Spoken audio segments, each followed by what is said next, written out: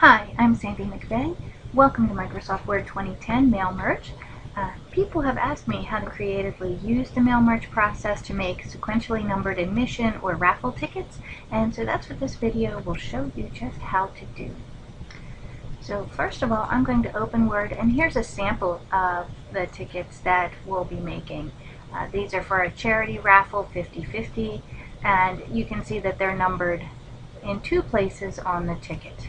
So that's no problem to do with mail merge. Okay, so let's get started. You can make these tickets.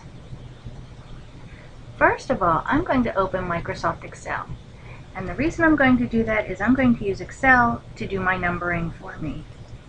If you only need 900 tickets or less, you can just start at number 100. If you need more than that, you could start at 1000. For those of you who aren't familiar with autofill, come to the lower square of the cell.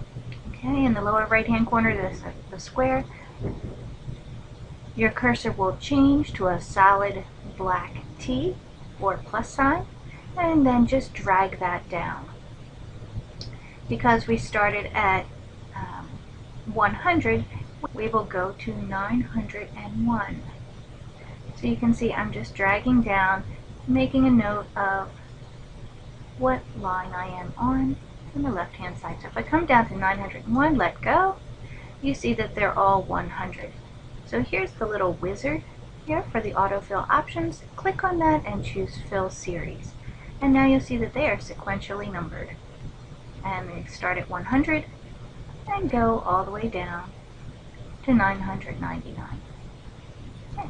So we're going to save this file. File, save as. I'll put it on my desktop, and I'll put it in my tickets folder, and I'll just call it tickets, and I will close this file. So now we'll open Microsoft Word. So here's our sample. We'll start from scratch. So I'll go to File and New. The first thing I want to do is change my margins so that I have a smaller margin all the way around the page. For that, I'll go to Page Layout, Margins, and just choose a ½ inch all the way around the page. Now I'm going to insert a table. If you remember, labels are tables, so tables can be labels. Although we're not going to put it on something sticky, we're just going to print it on paper. So I'm going to go to the Insert ribbon, choose Table, and I'm going to make it 4 by 4. So here's our little table. So now, whatever I put in this first cell, I will eventually roll out to all of the other cells to be our ticket. So first of all, I'm going to type charity raffle 50/50, and then for your very good cause. This is where you could put a website or anything like that so that people can know what you're about. And then we'll put ticket number here, just as a placeholder to remind us that we want to put it here. Okay. And then I want to have a divider. Eventually I'm going to perforate this line, but I want a divider within this cell.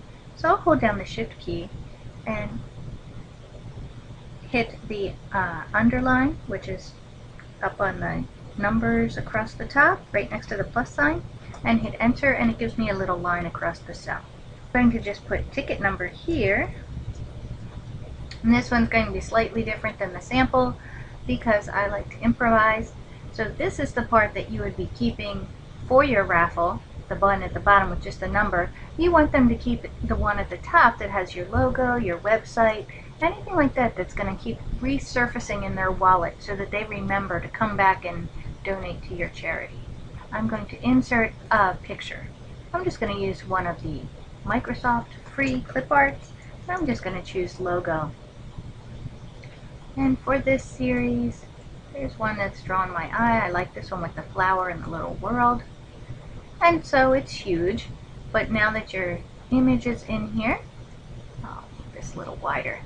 You'll see when your picture is selected, there's the formatting toolbar. In the contextual tab, we also have the Table Tools contextual tab.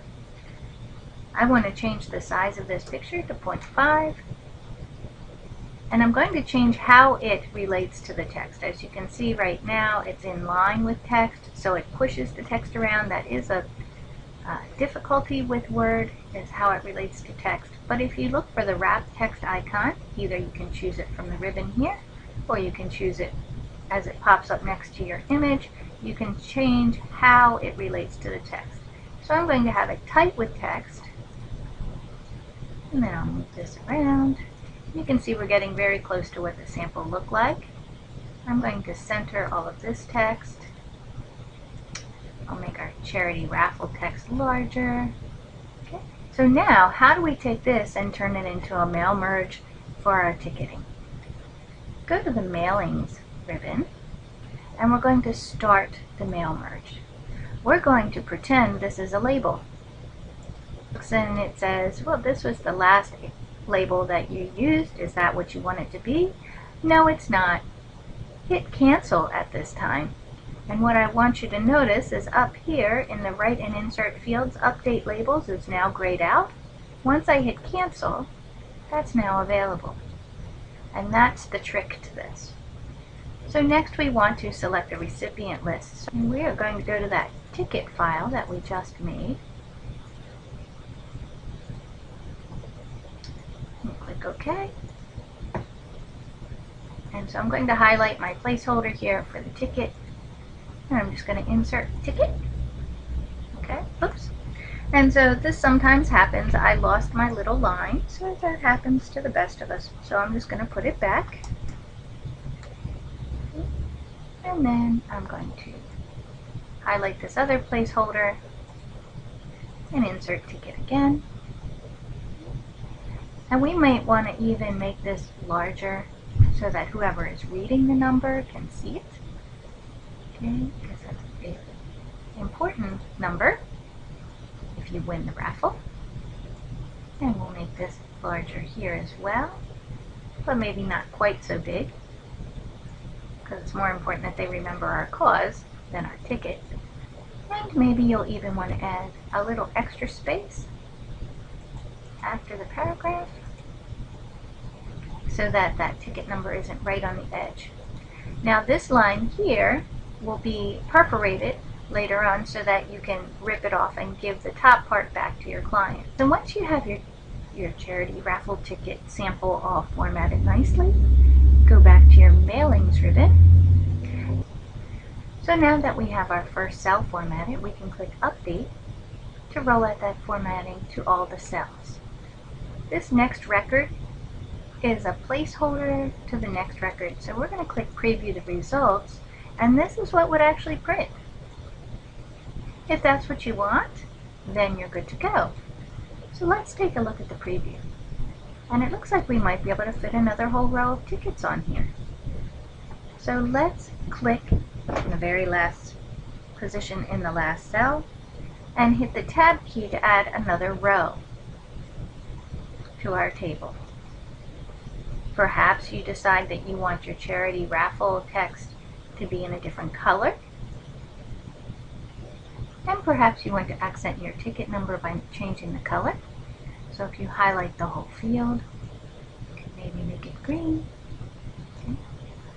And you could italicize this. Whenever you make changes to your label template, you have to go back to the mailings label and update the labels to have that roll out to every label field. So you'll see now it's including that new row. So if I were to go to Finish and Merge and edit individual documents,